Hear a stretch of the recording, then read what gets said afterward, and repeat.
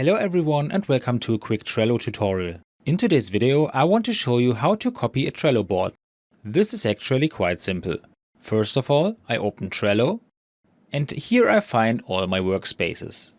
Now I open the Trello board I want to copy. In this board I now have to click on the three dots at the top right corner and select Copy Board.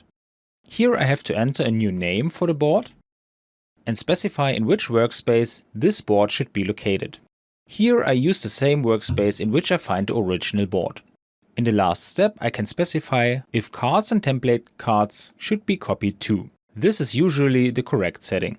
Once I have finished I press Create and we are already in the copied board as we can see from the name here.